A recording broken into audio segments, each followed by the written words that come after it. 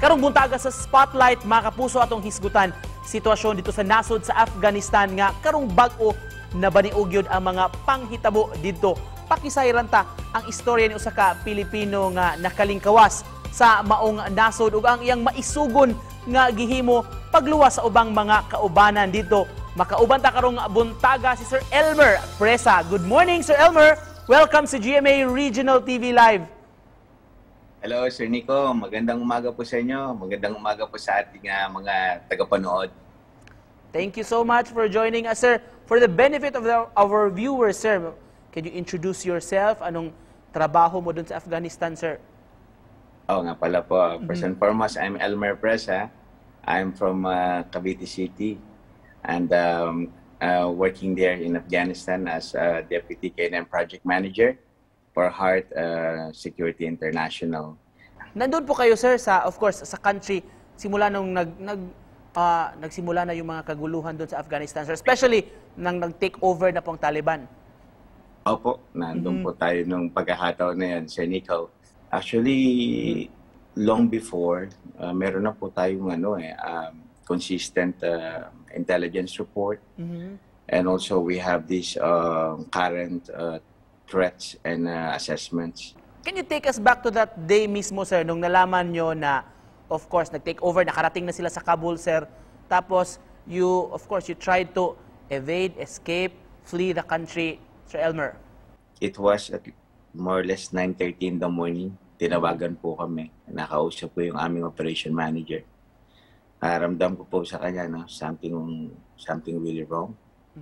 I asked him, sabi ko sa kanya, hey boss, what's going on? Sabi niya, Elmer, unfortunately, the Taliban reached out the PD5. PD5 is a district, police district po yan. All of their teams are there and they managed to get in the city without without any fights. They are really overwhelming. What were you thinking during that time, sir, that you really had to make sure na ma-rescue mo yung ilang mga Pinoy, matulungan mo talaga ma-extract din? Kaya po nakiusap ako dun sa luckily andun yung big boss namin, siya in charge. Sinabi ko nga po na ako ilalabas and I'll take responsibility for this. Ayun, kinausap niya nga po ako. Siyempre alam niyo po, hindi basta-basta yun eh. When you do that, para ka nagbigay ng waiver. Ibig sabihin, kung anong mangyari sa'yo, you are on your own. Bahala ka na sa buhay mo. Hindi ka kasi dapat lumabas. Restriction yan eh. But what should I do? Walang kukuha sa mga tropa ko. Kawawa naman po sila. Kaya, ayun po, una sa panalangin, at saka yung solid po yung ating paninindigan. Po. Kaya wala po ako nung anumang maliit na alinlangan o pag-aalala nung araw na yan. Buong buo po yung loob ko na lumabas at kunin po sila.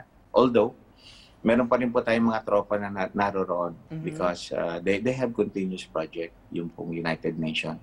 Alam niyo naman po ang role ng UN. They're basically providing humanitarian services. What were you thinking that time, sir, nung finally naka-take off na yung plane, nakaalis na kayo sa Afghanistan? Ay, sa totoo lang po, medyo nakaramdam po ako ng para akong inantok doon. Naramdaman ko yung pagod. Kasi ilang araw wala kaming tulog na maayos. Kung may realization, natutunan ka sa experience na ito, that you'd like to share to our viewers, sir, message mo sa mga nanonood sa atin ngayon, sir? Ang natutunan ko po rito, we should always entrust everything into the hands of God, I'm so thankful and praising God for His divine protection. And also, I'm so thankful as well to our kababayan for their sincere prayers. All right, with that, sir, we'd like to thank you for sharing your story with us, sir.